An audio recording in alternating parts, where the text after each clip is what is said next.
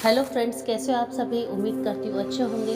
दोस्तों, ताजमहल किसी पहचान का मोहताज नहीं है। ताजमहल भारतीय शहर आगरा में यमुना नदी के किनारे स्थित सफेद संगमरमर से बना हुआ एक अनोखा मकबरा है, जिसे मुगल बादशाह शाहजहां ने अपनी तीसरी बेगम मुमताज महल की याद में बनवाया था। अपने भव्य व सुंदर निर्माण कला के कारण दुनिया के 7 अजूबों में शुमार ताजमहल एक विश्व धरोहर है, जो दुनिया भर में भारत को गौरवान्वित कर रहा है। तो आज की वीडियो में हम प्रेम की निशानी कहे जाने वाले ताजमहल से जुड़े कुछ रोचक किस्सों को जानने का प्रयास करेंगे। दोस्तों, ताजमहल की कहानी शुरू होती है सन 1631 में, जब राज्य में उठे एक आंतरिक विद्रोह को कुचलने के लिए शाहजहां अपने शाही परिवार के साथ आगरा से बुरहानपुर के लिए रवाना हुए। कहा जाता है कि उस समय उनकी प्यारी बेगम मुमताज महल 9 महीने की गर्भवती थी और आगरा से बुरहानपुर तक का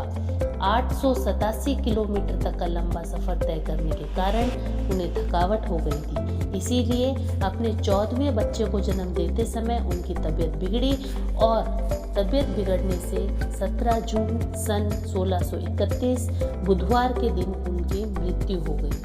जीवन के अंतिम क्षणों में मुमताज महल ने शाहजहां को अपने पास बुलाया और उनसे 2 वादे लिए। पहला वादा था कभी भी शादी ना करने का, और दूसरा उनके लिए एक ऐसा मकबरा बनवाने का जो दुनिया भर में अनूठा हो, जिसके समान कोई अन्य इमारत ना हो। मृत्यु के बाद मुमताज महल के शरीर को वहीं बुरहानपुर के आहू खाना में लेप लगाकर सुपुर्दे खाक कर दिया गया।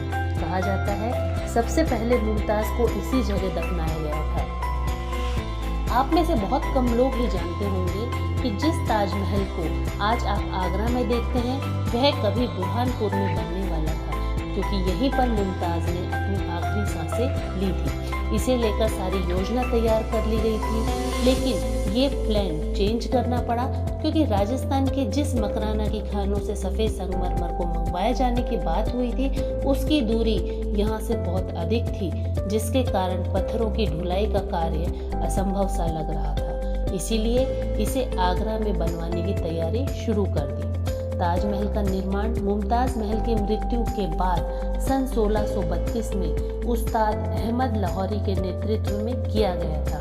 जैसे जैसे ताजमहल के निर्माण का कार्य होता गया, शाहजहां आगरा में ही रहने लगे और एक दिन अपने 15 वर्षीय पुत्र दारा शिकोह के नेतृत्व में मुमताज के शव को बुरहानपुर से आगरा लाया गया और वहीं ताजमहल के बगीचे में दफना दिया गया। उस समय ताजमहल आधा बनकर तैयार हो चुका था।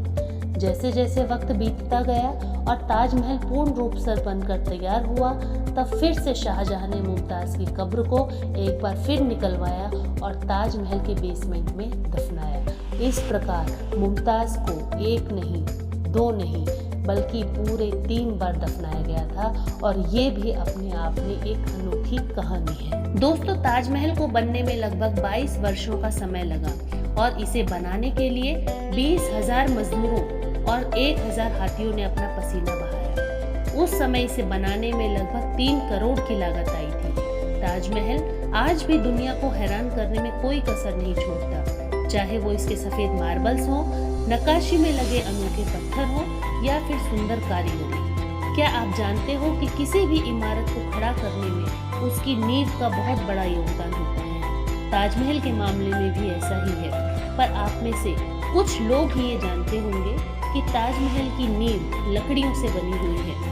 अब ये बात भले ही आपको सुनने में अजीब लग रही हो, लेकिन सच्चाई यही है। इस लकड़ी की नींव में सबसे बड़ा रोल यमुना का है। जिस प्रकार शाहजहां मुमताज के बिना अधूरे हैं, उसी प्रकार ताजमहल यमुना के बिना अधूरा है। इसलिए नहीं कि यमुना इसे खूबसूरत व्यू देती है, बल्कि इसलिए क्योंकि यमुना के बिना ताजमहल का कोई वजूद नहीं रहेगा और वो गिर जाएगा।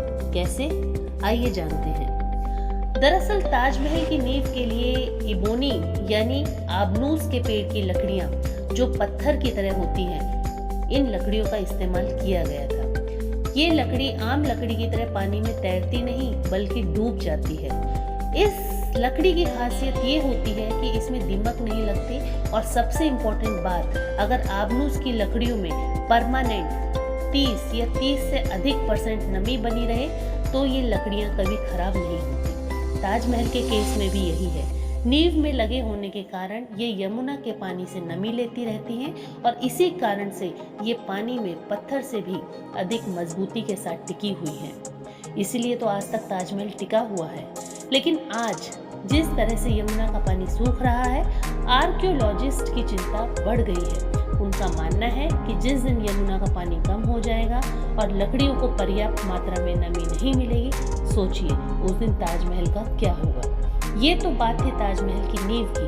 अब बात करते हैं इसके मेन स्ट्रक्चर की। दोस्तों, आज हम किसी भी इमारत का निर्माण करते हैं तो उसे मजबूती देने के लिए सीमेंट का उपयोग किया जाता है। लेकिन आपको ये जानकर आश्चर्य होगा कि ताजमहल का निर्माण सीमेंट के बिना किया गया। अब कैसे, आइए जानते हैं। दोस्तों, जिस समय ताजमहल बनाया जा रहा था उस समय तक तो सीमेंट के बारे में कोई जानता भी नहीं था, क्योंकि इसका आविष्कार एक ब्रिटिश नागरिक जोसेफ एस्पेडिन के द्वारा सन 1824 में किया गया था। अब आप सोच रहे होंगे कि बिना सीमेंट के इतनी विशाल और भव्य इमारत का निर्माण किस प्रकार किया गया होगा, जो आज भी इतनी मजबूती के साथ तटस्थ खड़ा है। ऐसा कहा जाता है कि ताज के पत्थरों को आपस में जोड़ने के लिए गुड़, पताशे, बेलगिरी का पानी, उड़द की दाल, दही, जूट और कंकड़ को चूने के पानी में मिलाकर एक खास तरीके का घोल तैयार किया गया था, जो सीमेंट से भी ज़्यादा मजबूत था।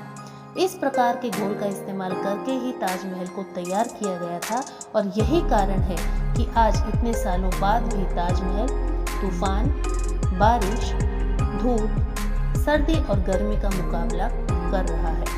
ये इतना मजबूत है दोस्तों कि भूकंप भी इसे गिरा नहीं सकता।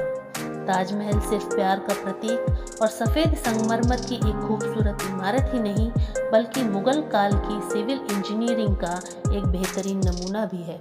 अगर आपने ताजमहल को गौर से देखा होगा तो एक बात नोटिस की होगी कि मेन बिल्डिंग के चारों ओर बनी 4 मीनारें आपस में परफेक्टली परपेंडिकुलर नहीं है। मतलब ये कि ये मीनारें सीधी खड़ी ना होकर बल्कि जानबूझकर बाहर की तरफ झुकाई गई हैं, ताकि भविष्य में यदि भूकंप आए तो ये मीनारें बाहर की तरफ ही गिर जाएं और इससे मेन बिल्डिंग को कोई नुकसान ना पहुंच पाए। यदि बात करें इसकी दीवारों पर की गई सुंदर नक्काशी की, तो इसके लिए शाहजहां ने दुनिया के अलग अलग देशों से बेशकीमती रत्नों और पत्थरों को मंगवाया था, क्योंकि वो एक ऐसी इमारत का निर्माण करना चाहता था जो पहले दुनिया ने कभी ना देखी हो। इसकी खूबसूरती में 4 चांद लगाने के लिए राजस्थान के मकराना से सफ़ेद संगमरमर के अलावा देश विदेशों से 16 अलग अलग पत्थरों को भी मंगवाया गया था। हरे रंग का जेड चाइना से, लैपिस लजूली अफगानिस्तान से, जैस्पर पंजाब से, सफ़ायर श्रीलंका से, कार्नेलियन अरब से, फिरोज़ा तिब्बत से और पीले रंग का अंबर बर्मा से मंगवाया गया था और इन बेशकीमती रत्नों को सफ़ेद संगमरमर में जड़ा गया था। इन सभी चीज़ों को विदेशों से आगरा लाने के लिए लगभग 1000 हाथियों का इस्तेमाल किया गया था। दोस्तों, आपने ताजमहल के बारे में भले ही कुछ सुना हो या ना सुना हो, पर ये बात ज़रूर सुनी होगी कि शाहजहां ने ताजमहल बनाने वाले 20,000 मजदूरों के हाथ कटवा दिए थे। ये मात्र एक अफवाह है जिसमें बिल्कुल भी सच्चाई नहीं है। लेकिन इतिहासकार राजकिशोर के अनुसार शाहजहां ने ताजमहल का निर्माण पूरा होने के बाद मजदूरों से जीवन भर काम न करने का कॉन्ट्रैक्ट ले लिया था, क्योंकि वो चाहता था कि दुनिया में ताजमहल जैसी अन्य इमारत ना बन सके। इसके लिए उसने मजदूरों को जीवन भर अपना पेट पालने के लिए वेतन देने का वादा भी किया था। इस प्रकार उन्हें अपने हाथों के हुनर का इस्तेमाल करने से रोक देने को ही दूसरे शब्दों में हाथ काटना कहा जाता है। शाहजहां ने तो ताजमहल बनाने वाले मजदूरों के लिए वहीं पास में ताजगंज नाम की बस्ती भी बसा दी थी। ताज निर्माण के समय मजदूरों और आर्किटेक्ट यहीं रहते थे। आज भी उन मजदूरों के वंशज इसी ताजगंज में रहते हैं। तो दोस्तों, कैसी लगी आज की वीडियो कमेंट बॉक्स में ज़रूर बताइएगा। हमसे जुड़े रहने के लिए चैनल को सब्सक्राइब कीजिए और बेल आइकन को प्रेस कर लीजिए। अगले वीडियो में नई जानकारी के साथ फिर मिलेंगे। तब तक के लिए खुश रहिए, आबाद रहिए।